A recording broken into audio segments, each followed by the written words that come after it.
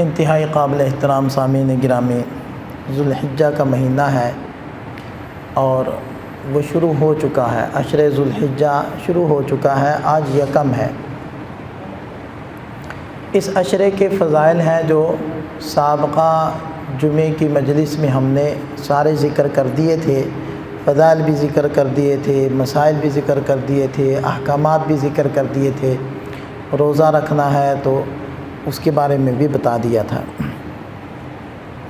آج کی جو ہماری گفتگو ہوگی اس کا موضوع ہوگا قربانی کا فلسفہ، کیونکہ عام طور پر ہم لوگ یہ سمجھتے ہیں کہ قربانی شاید صرف جانور کے ذبح کرنے کا نام، صاحب نصاب جانور خریدے اور ذبح کر دے، اور یہ قربانی کا موقع گوشت کھانے کا موقع ہے، اللہ تعالیٰ کی طرف سے مہمانی ہے، لہذا خوب گوشت کھاؤ اور گوشت کی مختلف ڈشز تیار کرو۔ تو ہم سمجھتے ہیں کہ شاید قربانی کا یہی ایک فلسفہ ہے اور یہی اس کا ایک مقصد اور مفہوم ہے، حالانکہ حقیقت ایسی نہیں ہے۔ قربانی قرب سے ہے۔ وَلَا تَقْرَبَا هَذِهِ الشَّجَرَةَ، اللہ تعالیٰ نے حضرت آدم علیہ السلام سے فرمایا تھا کہ اس درخت کے قریب نہ جانا، لا تقربا، تو دیکھیں قرب سے بنتا ہے قربانی۔ اسی طرح ایک اور جگہ اللہ تعالیٰ نے ارشاد فرمایا وَلَا تَقْرَبُوا الزِّنَا إِنَّهُ كَانَ فَاحِشًا، اس کے زنا کے قریب نہ جانا، تو وہاں بھی لا تقربو کا لفظ استعمال ہوا۔ اسی طرح اللہ کے نبی صلی اللہ علیہ وسلم نے ارشاد فرمایا کہ ما یتقرب بہ، قربانی کسے کہتے ہیں؟ ما یتقرب بہ، وہ عمل جس سے اللہ کا قرب حاصل کیا جائے، اس کو قربانی کہتے ہیں۔ تو پتہ چلا کہ قربانی محض جانور کو ذبح کر دینا یہ قربانی نہیں ہے، صرف اتنی بات قربانی نہیں ہے، اس کے لیے اور بھی کچھ ضروری چیزیں۔ محض گوشت کھا لینا یہ قربانی صرف نہیں ہے، اس کی کچھ اور بھی ضروریات ہیں اور اس کی اور بھی کچھ لوازمات ہیں، مبادیات ہیں۔ جب تک آپ ان کو پورا نہیں کریں گے تو قربانی نہیں بنے گی، قربانی قرب کا ذریعہ نہیں بنے گی۔ قربانی عند اللہ قبولیت کے مرتبے کو نہیں پائے گی جب تک کہ ان ساری چیزوں کو ہم نہ کریں۔ ان میں سے سب سے پہلی چیز، اس کو قربانی کا فلسفہ کہہ لیں یا قربانی کا ایک سبق کہہ لیں یا قربانی کے لیے ضروری امر کہہ لیں، وہ ہے اخلاص اور توحید۔ جیسے کہ میں نے آیت مبارکہ پڑھی قُلْ إِنَّ صَلَاتِي وَنُسُكِي وَمَحْيَايَ وَمَمَاتِي لِلَّهِ رَبِّ الْعَالَمِينَ، اے نبی صلی اللہ علیہ وسلم آپ فرما دیجئے اِنَّ صَلَاتِي، یقیناً میری نماز، وَنُسُكِي اور میری قربانی، وَمَحْيَايَ وَمَمَاتِي میرا زندہ رہنا اور مرنا، لِلَّهِ رَبِّ الْعَالَمِينَ اللہ کے لیے ہے جو جہانوں کا پروردگار۔ قربانی بنتی تب ہے اور قربانی اپنے مفہوم میں کامل تب ہوتی ہے کہ جب اس کے اندر للہ رب العالمین کا مفہوم ہو کہ میں یہ کر رہا ہوں اللہ کے لیے، اور اللہ کے لیے، اکیلے اللہ کے لیے، اس کے ساتھ کسی اور کو شریک نہیں کر، اپنے اخلاص میں فرق نہ آنے دینا، اخلاص کو خالص ہی رکھنا۔ اخلاص خلوص سے ہے، وہ خالص ہی ہوتا ہے، اگر خلوص نہیں ہے تو پھر اخلاص نہیں۔ تو اخلاص کو اخلاص ہی باقی رکھنا، یہ تب جا کر مفہوم مکمل ہوتا ہے۔ لہذا اگر کوئی قربانی کرتے ہوئے اس نے تکبیر پڑھنی ہے اور کہنا ہے بسم اللہ اللہ اکبر، وہ تکبیر کہے بسم اللہ اللہ اکبر، و بسم محمد صلی اللہ علیہ وسلم، میں اللہ کے نام سے ذبح کر رہا ہوں، جو اللہ بڑے ہیں، اور حضرت محمد صلی اللہ علیہ وسلم کے نام سے ذبح کر رہا ہوں، تو اس کی قربانی جائز نہیں ہوگی، وہ ما اہل لغیر اللہ کے اندر داخل ہو جائے گا، یعنی وہ جانور بن جائے گا کہ جس کو اللہ کے غیر کے نام پر ذبح کیا جا رہا ہے، لہذا یہ جانور میتہ مردار کی طرح ناپاک اور نجس ہو جائے گا۔ کتنا فرق پڑا، دیکھا جائے تو معمولی فرق، حقیقت میں بہت بڑا فرق، حقیقت میں بنیادی فرق۔ آپ کی قربانی کب قربانی بنے گی؟ جب آپ کی نیت تو اللہ کے لیے ہو۔ لہذا اللہ کریم ارشاد فرماتے ہیں لن ینال اللہ لحومها ولا دماؤها، تمہاری قربانیوں کے خون اور گوشت ہم تک نہیں پہنچتا، ولکن ینالہ التقوی منکم، تمہاری دلوں کا جو خلوص ہے، دلوں کا جو تقوی ہے اور نیت کا خالص ہونا، یہ ہم تک پہنچتا ہے۔ ہم تمہارے جذبات کو دیکھیں گے۔ ان اللہ لا ينظر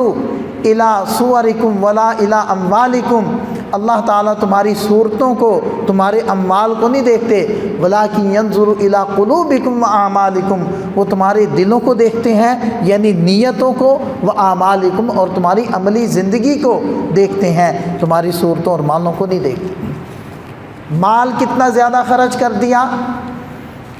20,000 خرچ کیے قربانی پر، یا 80,000 خرچ کیے قربانی پر، یا 1.5 لاکھ 2 لاکھ خرچ کیے قربانی پر، اور بعض لوگ تو ماشاءاللہ وہ 5-5 لاکھ کا ایک بکرا بھی خرید رہے ہیں۔ تو اس کو نہیں دیکھا جائے گا کہ تم نے قربانی کے جانور پر روپیہ کتنا خرچ کیا، اس کے اندر سے گوشت کتنا نکلا۔ اللہ کریم ارشاد فرما رہے ہیں ہم تک تمہارا یہ گوشت نہیں پہنچنے والا، یہ خون نہیں پہنچنے والا، یہ کھال نہیں ہم تک آنے والی، یہ چربی اور ہڈیاں یہ سب تم استعمال کرو گے، ہم تک ایک چیز پہنچے گی، وہ تمہارے دل کا خلوص ہے، تمہارے دل کا تقوی ہے، تمہارے دل میں للہیت ہے کہ رب کے لیے کیا کر رہے ہو، رب کے لیے کتنا کر رہے ہو، رب کے لیے جذبہ تمہارے دلوں میں کتنا ہے۔ تو اب بتائیں، اگر کوئی جانور تو ذبح کر رہا ہے لیکن نیت ہی ٹھیک نہیں، تو قربانی نہ بنی۔ تو پھر میں نے شروع میں جیسے عرض کیا تھا کہ صرف جانور کا ذبح کرنا قربانی نہیں ہے، قربانی سے پہلے بھی کچھ کرنا ہوگا، اور اس میں سے سب سے بنیادی چیز للہ رب العالمین، یہ نیت کرنی ہوگی کہ میں محض اللہ کے لیے کر رہا ہوں۔ میں نے اگر زیادہ پیسہ خرچ کیا ہے، اللہ کو دکھانا ہے، اچھا جانور میں لے کر آیا ہوں، اللہ کو دکھانا ہے، لوگوں کو نہیں دکھانا، لوگوں سے واہ واہ اور شاباش نہیں لینی۔ اور دیکھیں، اگر کوئی قربانی سے ہٹ کر کوئی جانور ذبح کرتا ہے، بسم اللہ اللہ اکبر کہہ کے ذبح کرتا ہے، لیکن اس کی نیت یہ ہے کہ میں اس سے گوشت حاصل کروں گا، جیسے کہ روزانہ قصائی وہ ذبح کر رہے ہیں جانور، یا مرغی والے مرغیاں ذبح کر رہے ہیں، تو ان کی نیت کیا ہوتی ہے؟ گوشت لینا مقصود ہوتا ہے۔ آپ بھی جب ذبح کریں گے تو گوشت کے ارادے سے ذبح کریں گے، لیکن قربانی چونکہ قرب مقصود ہے، قربانی سے صرف اللہ تعالیٰ کی رضا مقصود ہے، لہذا قربانی ذبح کرتے ہوئے اگر کسی کی یہ نیت ہے کہ مجھے گوشت ملے گا، تو پھر بھی یہ قربانی نہیں بنے گی، ختم، بس گوشت ہی ملے گا، قربانی نہیں ہوگی، قربانی دوبارہ کرنی پڑے گی۔ وہ ایک الگ چیز ہوتی ہے کہ آپ اس حوالے سے جانور کو دیکھ رہے ہیں کہ کس کا گوشت اچھا ہے، اور کون سا چھوٹا گوشت میں استعمال کرنا چاہتا ہوں، بڑا استعمال کرنا چاہتا ہوں، یا اس حصے میں حصہ ڈال رہا ہوں تو میرے حصے میں کتنا گوشت آئے گا، وہ ایک الگ زاویے سے آپ دیکھ رہے ہیں۔ لیکن گوشت مقصود نہیں ہے، گوشت مطلوب نہیں ہے، گوشت آپ کی نیت نہیں ہے، آپ صرف کر رہے ہیں اللہ کے لیے، للہ رب العالمین، یہ نیت کرنی ہوگی، یہ قربانی ہمیں سکھا رہی ہے۔ لہذا ذبح کرتے ہوئے کسی اور کی نیت آ گئی، حتیٰ کہ اگر کوئی اپنے پیاروں کی طرف سے قربانی کرنا چاہ رہا ہے، یا اللہ کے نبی صلی اللہ علیہ وسلم کی طرف سے قربانی کرنا چاہ رہا ہے، کسی کی طرف سے بھی قربانی کرنا چاہ رہا ہے، تو وہ ذبح اللہ کے نام پر کرے گا، ذبح اللہ کے لیے کرے گا، ذبح اس کو گوشت کے لیے نہیں کرے گا،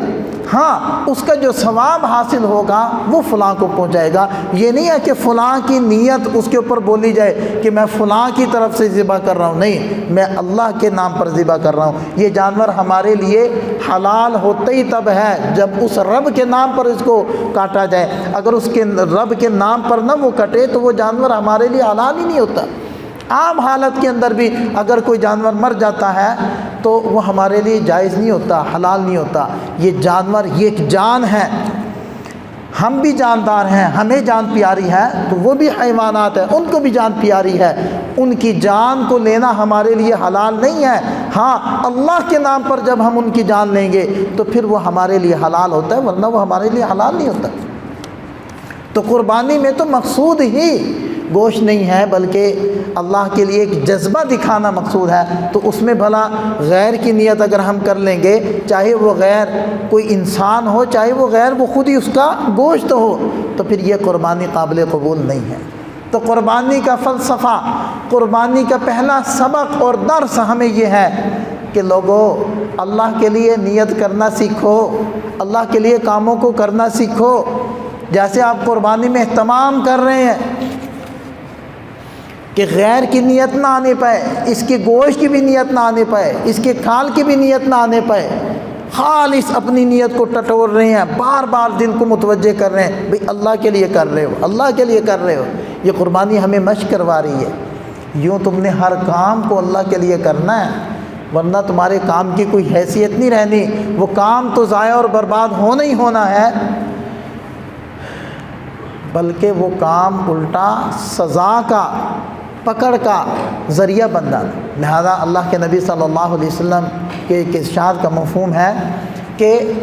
جو نماز پڑھتا ہے من صلی یرائی فقد اشرک، جس نے دکھلانے کے لیے نماز پڑھی شرک کیا، جس نے دکھلانے کے لیے روزہ رکھا شرک کیا، جس نے دکھلانے کے لیے صدقہ کیا اس نے شرک کیا۔ تو دیکھیں اس کو شرک کا گناہ ہو رہا ہے، عمل کر رہا ہے، عمل خیر کر رہا ہے، شرک کا گناہ ہو رہا ہے۔ پتہ چلا کہ نیت کا حصول، نیت کا درست ہونا ہر عمل کے قبولیت کے لیے یا ہر عمل کے عمل خیر بننے کے لیے وہ ضروری ہے۔ اسی لیے اللہ کے نبی صلی اللہ علیہ وسلم نے یہ ارشاد فرمایا انما الاعمال بالنیات، اعمال کا دار و مدار نیت پر، یعنی عمل آخرت کا عمل تب بنے گا، عمل خیر کا عمل تب بنے گا، عمل رب کے ہاں قابل قبول تب ہوگا جب اس کے اندر نیت ٹھیک ہوگی۔ اگر نیت وضو میں ٹھیک نہیں ہے تو وضو قبول نہیں، یہ نیت نماز میں ٹھیک نہیں ہے تو نماز قبول نہیں، یہ نیت تقریر میں ٹھیک نہیں ہے تو تقریر قبول نہیں۔ کوئی بھی عمل آخرت کا عمل نہیں بنے گا اگر نیت ٹھیک نہیں ہوگی۔ لہذا فقہا لکھتے ہیں اگر کوئی اپنے کسی پیارے کے لیے کوئی تلاوت کرواتا ہے اور وہ کسی کو بلا رہا ہے، باہر سے مہمانوں کو بلا رہا ہے، کسی مدرسے کے بچوں کو بلا رہا ہے، ان کو کہہ رہا ہے کہ بچوں قرآن پڑھو، اور مقصود کیا ہے کہ میرے جو پیارا فوت ہو چکا ہے اس کو اس کا ثواب پہنچے، تو فقہا لکھتے ہیں اگر ان بچوں کی یا ان باہر سے آنے والوں کی نیت ٹھیک نہیں ہے، ان کی نیت کیا ہے کہ جی چلو اس نے بلایا ہے تو ہمیں آنا پڑے گا، رشتہ داری کا معاملہ ہے، ایک تعلق داری کا معاملہ ہے، اگر نہیں جائیں گے برا منائے گا، چلو چلتے ہیں، اور بچے ہیں چھوٹے ہیں ناسمجھ ہیں، اگر وہ یہ نیت کر کے بیٹھے ہیں ہم تو اس لیے جا رہے ہیں چلو پڑھیں گے تو کچھ بعد میں کوئی چاولوں کی پلیٹ، کوئی جلیبیاں، کوئی چائے، کوئی بوتل، کوئی یہ چیزیں ہمیں ملیں گی، تو فقہا لکھتے ہیں ان پڑھنے والوں کو ہی ان کے پڑھنے کا ثواب نہیں ملے گا تو آگے پڑھوانے والا اپنا جو وفات پا چکا اس کو کیا بھیجے گا؟ لہذا کچھ بھی نہیں، کل آدم ہے ہی کچھ نہیں، کیونکہ خود پڑھنے والے کو ثواب نہیں ملے۔ تو اس لیے نیت کا یہ اتنا عمل دخل ہے کہ عمل کھڑا ہی نیت پر ہوتا ہے، اس لیے قربانی بنے گی تب قربانی جب اس کے اندر نیت ٹھیک ہوگی۔ اس لیے اللہ تعالیٰ نے جا بجا مختلف اسالیب سے نیت کی اہمیت کو بیان کیا ہے۔ اس لیے قربانی ہمیں یہ سبق دیتی ہے کہ سب سے پہلے اپنی نیت ٹھیک کرنی ہے، نہ صرف یہ کہ قربانی میں ٹھیک کرنی ہے بلکہ اپنی زندگی کے ہر نیک عمل کرتے ہوئے نیت کو ٹھیک کرنا ہے۔ یہ پہلا اس کا قربانی کا ہم سے مطالبہ ہے یا قربانی کا سبق ہے۔ دوسرا سبق قربانی ہمیں کیا دیتی ہے؟ وہ ملت ابراہیمی کی اتباع ہے۔ ہمارے دین میں، مذہب میں بہت سارے اعمال افعال ایسے ہیں کہ جو حضرت ابراہیم علیہ السلام کی طرف سے ہمیں ملے، اور حضرت ابراہیم علیہ السلام کی وہ شخصیت ہے، وہ ہستی ہیں کہ جن کو جد الانبیاء کا لقب ملا ہے۔ آپ ان کی بزرگی کا اندازہ اس سے لگائیں کہ اللہ تعالیٰ نے جب اپنے حبیب حضرت محمد مصطفیٰ صلی اللہ علیہ وسلم کو سیر کروائی ساتوں آسمانوں کی اور اپنے پاس بلایا آسمانوں پر، تو ہر نبی استقبال کے لیے وہ آسمان کے دروازے پر کھڑے تھے۔ جیسے ہی نبی پاک صلی اللہ علیہ وسلم اس دروازے سے داخل ہوتے تو وہ نبی آگے کھڑے ہوتے اور ان کو مرحبا کہتے۔ لیکن جب 7ویں آسمان پر گئے ہیں تو حضرت ابراہیم علیہ السلام بیت المعمور کے سے ٹیک لگا کر بیٹھے ہوئے ہیں۔ حضرت جبریل علیہ السلام اور حضرت محمد صلی اللہ علیہ وسلم خود چل کر ان کے پاس تشریف لے گئے۔ آپ اس واقعے سے ان کی حیثیت کا، ان کے مرتبے کا اندازہ کیجئے کہ اللہ تعالیٰ ارشاد فرماتے ہیں کہ وَإِذِ ابْتَلَىٰ إِبْرَاهِيمَ رَبُّهُ بِكَلِمَاتٍ فَأَتَمَّهُنَّ کہ جب ابراہیم علیہ السلام کے رب نے ابراہیم کو آزمایا، وہ ہر آزمائش میں پورے نمبر لے کر کامیاب ہوئے۔ یہ سند کون دے رہے ہیں؟ اللہ تعالیٰ خود دے رہے ہیں۔ اس لیے حضرت ابو ہریرہ رضی اللہ عنہ کی روایت ہے کہ نبی پاک صلی اللہ علیہ وسلم نے ارشاد فرمایا کہ بہت ساری چیزیں ایسی ہیں کہ جن کی ابتدا ہی حضرت ابراہیم علیہ السلام نے کی، انہی سے شروع ہوئی۔ اولیات ان کو کہتے ہیں، حضرت ابراہیم علیہ السلام کی اولیات، کہ سب سے پہلے مہمان کی تواضع کرنا، خاطر مدارت کرنا، یہ حضرت ابراہیم علیہ السلام کی سنت انہوں نے شروع کی، اور اس سے ہماری شریعت کا حصہ بن گئی۔ لہذا اللہ کے نبی صلی اللہ علیہ وسلم نے ارشاد فرمایا من کان یؤمن باللہ والیوم الآخر فلیکرم ضیفہ، جو اللہ اور قیامت کے دن پر ایمان لاتا ہے اس کو چاہیے کہ مہمان کا اکرام کرے۔ اور پھر فرمایا کہ مونچھوں کا کاٹنا، یہ سب سے پہلے حضرت ابراہیم علیہ السلام نے کی۔ پھر فرمایا کہ سر میں بڑھاپے کے آثار کا نمودار ہونا، یعنی بالوں کا سفید ہونا، یہ حضرت ابراہیم علیہ السلام سے شروع ہوا، پہلے نہیں تھا۔ پھر فرمایا کہ ناخن تراشنا، یہ سب سے پہلے حضرت ابراہیم علیہ السلام نے کیا۔ پھر فرمایا کہ ختنہ کرنا سب سے پہلے حضرت ابراہیم علیہ السلام نے کیا۔ پھر فرمایا کہ پاجامہ پہننا، اس کی ابتدا بھی حضرت ابراہیم علیہ السلام نے کی، اور سر کے بالوں میں مانگ نکالنے کی ابتدا بھی حضرت ابراہیم علیہ السلام نے کی۔ زیر ناف بالوں کے کاٹنے کی ابتدا بھی حضرت ابراہیم علیہ السلام نے کی، اور سب سے پہلے منبر پر خطبہ بھی حضرت ابراہیم علیہ السلام نے دی۔ اور بعض روایات میں آتا ہے کہ مسواک کرنا، اس کی ابتدا بھی حضرت ابراہیم علیہ السلام نے کی تھی، اور انگلیوں کے جوڑوں کو دھونا، مطلب خوب اچھے طریقے سے صفائی حاصل کرنا، استنجا کرنا، ان سارے کاموں کی ابتدا حضرت ابراہیم علیہ السلام سے ہوئی ہے۔ لہذا ہماری شریعت کا بہت بڑا حصہ وہ حضرت ابراہیم علیہ السلام کے دین سے آیا ہے، ان کی شریعت سے آیا ہے، جس کے اندر ایک بڑا عمل جو اس موقع کا ہے وہ حج ہے اور قربانی ہے۔ یہ دونوں کام بھی حضرت ابراہیم علیہ السلام سے اس امت میں آئے ہیں۔ تو یہ قربانی ملت ابراہیمی کی اتباع کی ایک نشانی ہے جو ہم سے کچھ مطالبہ کرتی ہے کہ جیسے ہماری شریعت میں ایک بڑا حصہ حضرت ابراہیم علیہ السلام کے دین سے نقل ہو کر آیا ہے، اسی طرح ہمارے اندر وہ جذبات بھی آنے چاہیے، وہ اللہ کے دین پر مر مٹنا اور وہ اللہ کے لیے ہر وہ کام کر گزرنا کہ جس کے لیے یہ ثابت ہو جائے کہ یہ اللہ کی رضا کا سبب ہے، اور پھر غور و فکر میں نہ پڑنا، چوں چرا کے اندر نہ پڑنا، پھر تاخیر نہ کرنا، یہ بھی حضرت ابراہیم علیہ السلام سے ہماری طرف منتقل ہوتا ہے۔ لہذا دیکھیں کہ حضرت ابراہیم علیہ السلام جس معاشرے کے اندر تشریف لائے، بت پرستی عام، میں واقعے کو تفصیل سے بیان نہیں کرنا چاہوں گا، ہو سکتا ہے ہم اگلی مجلس میں حضرت ابراہیم علیہ السلام کے واقعے کو تفصیل سے لیں، کہ جس معاشرے کی طرف تشریف لائے بت پرستی باقاعدہ گھر گھر کے اندر بت سازی ایک صنعت کے طور پر وہ رائج تھی، بتوں کو بنایا جاتا تھا، کہیں لکڑی کے بت بن رہے ہیں، کہیں چونے کے بت بن رہے ہیں، کہیں پتھروں کے بت بن رہے ہیں، کہیں مٹی سے بت بنائے جا رہے ہیں۔ خود حضرت ابراہیم علیہ السلام کے گھر میں ایک فیکٹری موجود تھی جہاں بت بنائے جا رہے تھے۔ تو حضرت ابراہیم علیہ السلام نے نہ صرف یہ کہ اپنے گھر کی مخالفت کی اور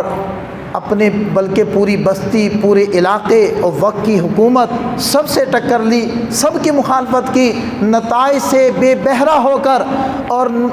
نقصان اور ضرر سے بے پرواہ ہو کر اللہ کی وحدانیت کی اتنی دعوت دی کہ اللہ کریم نے ارشاد فرمایا ملت ابراہیم حنیفہ، کہ مجھے ابراہیم علیہ السلام والی ملت جیسی اتباع چاہیے تم سے، جیسے حضرت ابراہیم علیہ السلام تھے جن کے اندر حنفیت کوٹ کوٹ کر بھری تھی۔ حنفیت کہتے ہیں یکسو ہونا، یعنی سارے خداؤں سے منہ موڑ کر ایک خدا کی طرف رخ کر لینا، اس کو حنفیت کہتے ہیں، جس کو صفت کے طور پر اللہ کریم قرآن میں بیان کرتے ہیں۔ تو اللہ کریم بار بار یہ کہہ رہے ہیں لقد کان لکم اسوۃ حسنۃ فی ابراہیم والذین معہ، تمہارے لیے حضرت ابراہیم علیہ السلام کی زندگی میں، ان کی شریعت میں ایک بہترین نمونہ اور طریقہ ہے، تم ان کی اتباع کرو، نفع نقصان سے بے پرواہ ہو کر۔ لہذا کیا کچھ نہیں کیا گیا ان کے ساتھ، آگ کی نظر ان کو کیا گیا، معاشرے سے منقطع ان کو کیا گیا، بائیکاٹ ان کا کیا گیا، حتیٰ کہ اپنے علاقے کو چھوڑنے پر مجبور ان کو کر دیا گیا۔ تو ایک جذبہ ہمیں ملا کہ ہم یہ نہیں دیکھیں گے کہ معاشرہ کیا کہتا ہے، لوگ کیا کہتے ہیں، ہمارے رسم و رواج کیا کہتے ہیں، ہمارے سامنے جب یہ چیز آ جائے گی کہ رب کی رضا اس امر کے اندر ہے، ہم اس کو کر گزریں گے، اس فکر میں نہیں پڑیں گے کہ اس کا نقصان کیا ہو۔ ہجرت کی اور صبر و استقلال، اب دیکھیں کہ وہ واقعہ تو بنیاد ہے قربانی کا، کہ جب حضرت اسماعیل علیہ السلام کو لے کر جا رہے ہیں تو کیا جذبہ تھا ان کے اندر، جس جذبے نے ان سے یہ عمل کروایا، کیا جذبہ تھا کہ اے اللہ تیرے حکم کے مقابلے میں میری اولاد بھی کوئی حیثیت نہیں رکھتی، تیرے حکم کے مقابلے میں میری اولاد کی بھی کوئی حیثیت، کوئی وقعت، اہمیت نہیں۔ یہ جذبہ ہمارے اندر پیدا ہونا چاہیے، یہ قربانی کا فلسفہ ہے، قربانی ہم سے یہ چاہتی۔ پھر قربانی کا ایک اور بھی ہم سے مطالبہ ہے، وہ مطالبہ ہے کہ ہر عمل میں سنت کو لاؤ۔ کیسے؟ حضرت جندب بن سفیان رضی اللہ عنہ کہتے ہیں کہ عید کا موقع تھا تو ہم لوگوں نے قربانیاں لے رکھی تھیں، ہم میں سے کچھ احباب نے عید کی نماز پڑھنے سے پہلے ہی قربانیاں کر لی۔ ابتدا تھی، احکامات نازل ہو رہے تھے، ابھی اس چیز کا اندازہ نہیں تھا، تو پہلے قربانی کر لی۔ جب نبی پاک صلی اللہ علیہ وسلم کو پتہ چلا کہ کچھ لوگوں نے قربانی کر لی تو آپ علیہ السلام نے ارشاد فرمایا جن لوگوں نے عید کی نماز سے پہلے قربانی کی وہ دوبارہ قربانی کریں، اور جنہوں نے قربانی نہیں کی وہ ہمارے ساتھ عید کی نماز کے بعد قربانی کریں۔ یہ قربانی نے ہمیں کیا سکھایا کہ اللہ تعالیٰ کے نزدیک عمل آخرت والا تب بنتا ہے جب اس کے اوپر نبوت، جب اس کے اوپر سنت کی مہر ہو، جب اللہ کے نبی صلی اللہ علیہ وسلم فرما دے کہ ہاں یہ عمل ٹھیک ہے، تو تب وہ اللہ کے ہاں عمل بنے گا، تب وہ آخرت اور قیامت کے دن ہمارے لیے ہمارے لیے نجات کا اور میزان عمل کے اندر ہمارے اعمال نامے کو بھاری کرنے کا ذریعہ تب بنے گا جب اس کے اوپر سنت کی مہر ہوگی، محمد عربی صلی اللہ علیہ وسلم کی تائید کی مہر ہوگی کہ ہاں یہ عمل ٹھیک ہے، یہ عمل سنت ہے، تب وہ عمل قبول ہوگا۔ اگر عمل کتنا ہی خوبصورت ہو، ہمارے دل کو کتنا ہی بھاتا ہو، اور ہمارے ہاں کتنا ہی سرایت کر چکا ہو، اور ہمارے پاس اس کے جواز کے کتنے ہی دلائل ہوں، اگر اس کے اوپر سنت کی مہر نہیں ہوگی، وہ عمل اللہ تعالیٰ کی نظر میں عمل نہیں ہے،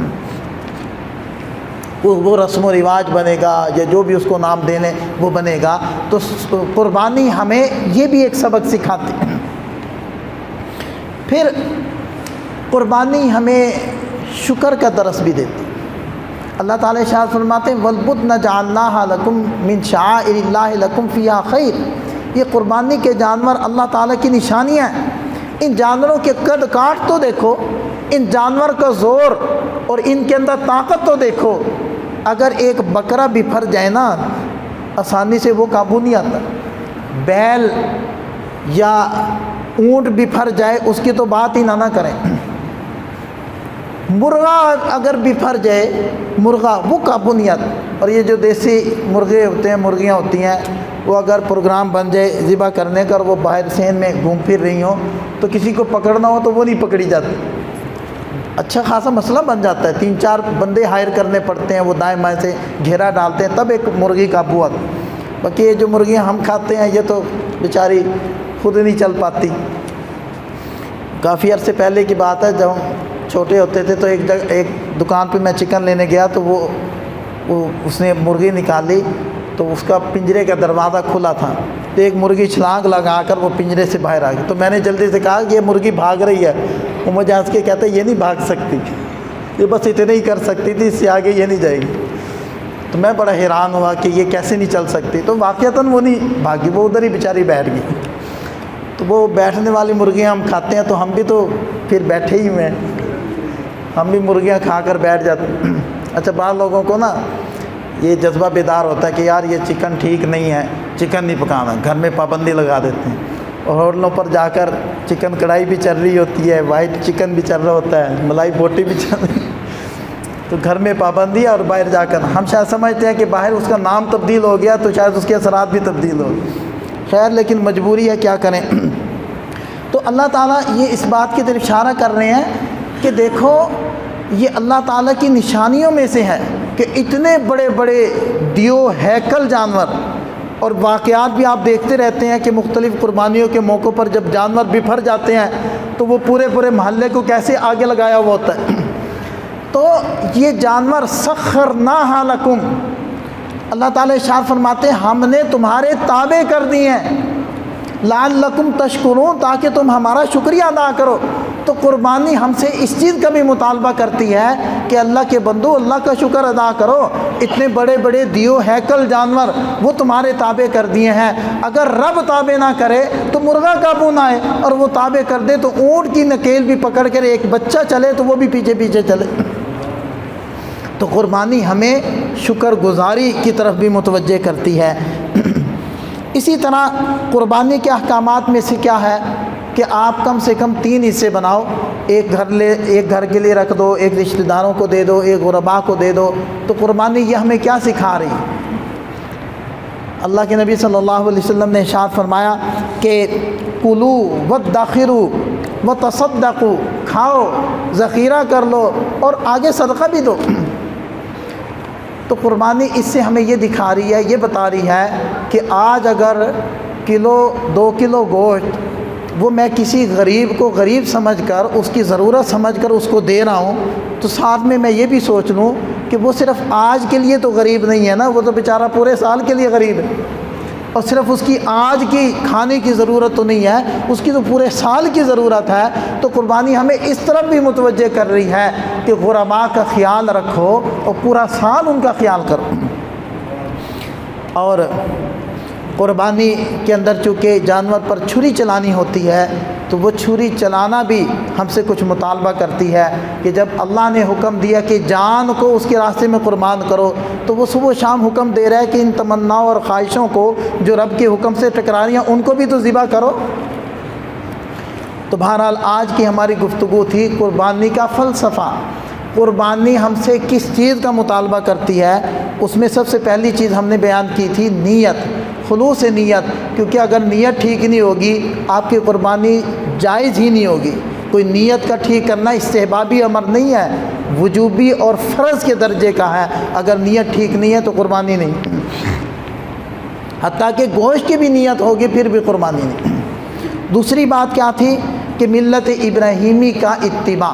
تو حضرت ابراہیم علیہ السلام کی ملت کا اتباع ہے، تو حضرت ابراہیم علیہ السلام کی اور بھی بہت ساری صفات تھی، ان کی طرف بھی اشارہ ہے کہ ان کا بھی ہم نے اتباع کرنا ہے۔ تیسرے نمبر پر سنت کا اتباع ہے کہ اگر سنت سے ہٹ کر قربانی کی جائے قبول نہیں ہوتی، تو ہمیں قربانی نے یہ سمجھایا کہ سنت کو اپنی زندگی میں ایک معیار بنا لو، اس کے مطابق کوئی عمل ہوگا تو قبول ہوگا ورنہ قبول نہیں ہے۔ پھر شکر الہی کا درس ہمیں قربانی دیتی ہے، اور غریبوں کی مدد کرنا اس کی طرف ہمیں قربانی متوجہ کرتی ہے، اور جیسے جانور پر چھری پھیرنی ہے، خواہشات جو اللہ کے حکموں سے ٹکراتی ہیں ان پر بھی چھری پھیرنی ہے، یہ بھی قربانی ہم سے مطالبہ کرتی ہے۔ اللہ تعالی ہمیں سمجھ عطا فرمائے، عمل کی توفیق عطا فرمائے۔ وآخر دعوانا